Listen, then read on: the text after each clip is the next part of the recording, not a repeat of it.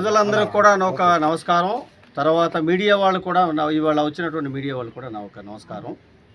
ఈవేళ మెయిన్గా ఈ యొక్క మీడియా ప్రెస్ కాన్ఫరెన్స్ అనుకోండి, లేకపోతే ప్రెస్ మీట్ అనుకోండి, పెట్టుకున్న ఒక విషయం ఏమిటంటే, నా పేరు యూనివర్స్, మిస్టర్ యూనివర్స్.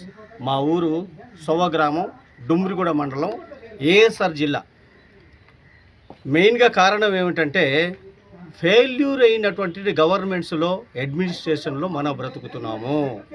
ఎంత చట్టాపట్టా మనం ఆడినా ఈ ఫెయిల్యూర్ అయినటువంటి గవర్నమెంట్స్లో ఓకేనా మనం బాగుపడేది ఎక్కడ కూడా లేదు. కాబట్టి మేమేం ఆలోచన చేసుకున్నామంటే, ఖచ్చితంగా దీనికి ఆల్టర్నేటివ్గా ఒక పార్టీ ఉండవలసిందే, ఇంకో మార్గమే లేదు. వీళ్ళంతా కూడా ఏంటంటే కమ్యూనిటీ బేస్డ్, వాళ్ళకి ఏదో గ్రోత్ అవ్వడానికి తప్ప వచ్చినటువంటి పార్టీలు తప్ప, కులమతాల భేదాలు చేయడానికి వచ్చినటువంటి పార్టీలు తప్ప, ఈ భూమిలో ఈ మనుషులకి సంబంధించినటువంటి పార్టీలు కావు. అందుకే దీనికి కొత్త భాష, కొత్త కొత్త ఒక రూట్ని మనం ప్రజలకందరూ కూడా మనం నడిపించవలసిందే. వాళ్ళకి మనం ముందుండి నడిపించవలసిందే. క్రైమ్ రేట్ ఏంటండి, ఎక్కడ చూసిన హింస, ఎక్కడ చూసిన ఘోరాలు, ఎక్కడ చూసిన నీ అనే భేదాలు మీకు చెప్పాను. నా పేరు యూనివర్స్, మిస్టర్ యూనివర్స్. నేను డిఎస్పిగా రిటైర్డ్ అయ్యాను. పోలీస్ డిపార్ట్మెంట్లో సుదీర్ఘంగా 45 సంవత్సరాలు సుదీర్ఘంగా చేశాను, ఎక్కడా మచ్చ లేకుండా. సో అన్నీ కూడా పోలీస్ డిపార్ట్మెంట్లో నాకు చాలా ఎగ్జాల్ట్ చేస్తారు, చాలా మర్యాద కూడా ఇస్తారు. సో అది నా ఒక వృత్తిగా, అంటే ఎంప్లాయీగా చేశాను. అంటే ఎంప్లాయీ చేసుకోక ముందు నుండే కూడా 24 సంవత్సరాల నుండి నా సర్వీస్ ఉంది. 9 రాష్ట్రాల్లో తిరిగి ప్రచారాలు గట్రా చేసి ఉన్నాను. విజయవాడలో అయితే బాగా చేశాను, ఎందుకంటే నా ద్వారే అక్కడ క్రైమ్ రేట్ తగ్గిందని నా ఒక ఉద్దేశం. లేక పార్టీ పేరు ఇంకా పెద్దలతో డిస్కస్ చేసి దాని పార్టీ పేరు పెట్టడం జరుగుతుంది. అందరు కూడా ఆ రోజు మళ్ళా మీడియా మిత్రులకి, తర్వాత ప్రజలకు అందరూ కూడా తెలియపరుస్తాం. ఆ ఆశయాలు ఏముంది చెప్పదలుచుకుంటే, ఈ పేద బీద సాదా ప్రజలకి ఎలాగా నా ఒక ఆశయం ఏంటంటే, మనుషుల్లాగా చూసే పార్టీలు లేవు, ప్రజాస్వామ్యం లేకుండా దీనికి ఆల్టర్నేట్ చేస్తాను. సంస్కరణలు మొత్తం కూడా సంస్కరణలు చేస్తాం. అది రాజకీయంగా అనుకోండి, లేకపోతే జ్యుడిషియరీ అనుకోండి, అడ్మినిస్ట్రేషన్ అనుకోండి, లా మేకింగ్ బాడీస్ అనుకోండి, ఖచ్చితంగా వీటిలన్నిటికి కూడా సంస్కరణ దిశలో తీసుకొస్తాం. పూర్తిగా మార్పు రావాలండి, పూర్తిగా మార్పే. చాలా ఒక సపరేట్ అయినటువంటిది ఉంటుంది. అది నా ఒక ఆశయం అన్నమాట.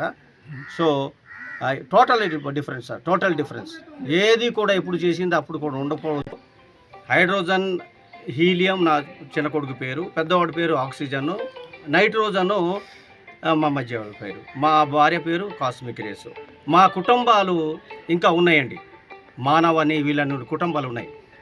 ఎందుకు మార్చుకోదలుచుకున్నామంటే, నాకు సర్నం కూడా ఉంటే నా ఒక కులంని ఏడుస్తారు, కులం తీస్తారు. కాబట్టి నేను ఈ ప్రకృతి పేరు నేను పెట్టుకున్నట్లయితే నాకు బాగుంటుంది. తర్వాత రేపొద్దున నేను అందరికి కూడా ఒక ఎగ్జాంపులర్గా ఉంటానని నా ఒక ఆశయం. అదే దాని గురించి పెట్టుకున్నాము. ఏరియాలో ఫస్ట్ గాను 2002 నుండి మొదలు పెట్టాము అన్ని సర్వీస్ అంటే ఒకటి కాదండి. హెల్త్ పరంగా, అగ్రికల్చర్ పరంగా, కరోనా టైంలో కానీ, లేకపోతే ఎయిడ్స్ టైంలో కానీ, గాయిట్రిక్ ప్రాబ్లమ్స్ కానీ, మొక్కలు చేసే దాంట్లో పంచిపెట్టడం కానీ, మందులు పంచిపెట్టడం కానీ, అవేర్నెస్ ప్రోగ్రామ్ ఇది కానీ అన్ని ప్రోగ్రామ్స్ ఈ ప్రతి సంతకెళ్ళి వాళ్ళకి ఎడ్యుకేట్ చేయడం జరుగుతుంది. సో ఈ మధ్య అంతా కూడాను మరి ఏజెన్సీలో, తర్వాత గుంటూరు, విజయవాడ కూడా ఈ ప్రోగ్రామ్స్ చేసాము. సో మంచి స్పందన ఉంది. ప్రజలంతా కూడా మారడానికి చాలా ఆశపడి ఉన్నారు.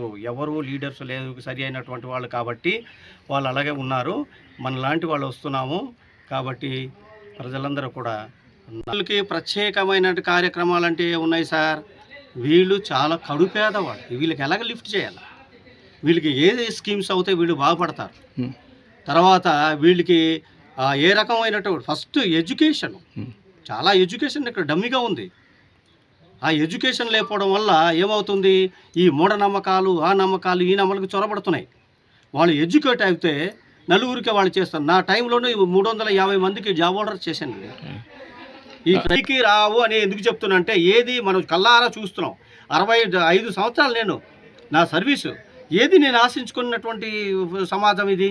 ఈ సమాజంలో ఎప్పుడు నాని అనే భేదాలతో కొట్టుకొని చదవడం ఇదే వచ్చుగాక.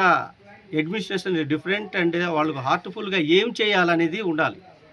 అంతేగాని ప్రజలకి ఏం చేయాలో ప్రభుత్వం తెలియదు అంటారా? ప్రభుత్వానికి తెలుసో తెలీదో నాకు తెలియదు, కానీ మాకు అందేటప్పటికీ నాకు తెలియనట్టే. ఈ ప్రభుత్వాలు తెలియనట్టే. ప్రభుత్వం చేసేవి అన్నీ కూడా ఏంటి, ఒత్తాసు పలకడం, క్రైమ్ రేట్ అండి, హింస ఏంటి, అరాచకం ఏమిటి, దౌర్జన్యం ఏమిటి, ఏమండి ఇది దీని గురించి ఆశించామా? మనం ఒక గ్లోబ్లో ఒక విలేజ్ అండి, ఇది గ్లోబల్లోనే మనం ఒక మనుషులు ఎలాగ బ్రతకాలా, ఏం చేయాలా, వాళ్ళకి ఎలాగ లిఫ్ట్ చేయాలా, అసలు ఏం కథ, ఎవరికి జాబులు ఉన్నాయి సార్? కడుపు పేదవాళ్ళు ఉంటేనో చెప్పండి. పార్టీ పేరు తర్వాత తన విధి విధానాలు, తను ఒక సిద్ధాంతాలు వేరుగుంటాయి. సిద్ధాంతాలు కూడా చెప్తాం. అజెండా వేరు, సిద్ధాంతాలు వేరు, దాని తర్వాత మేనిఫెస్టో వేరు. తర్వాత ఓకేనా సార్?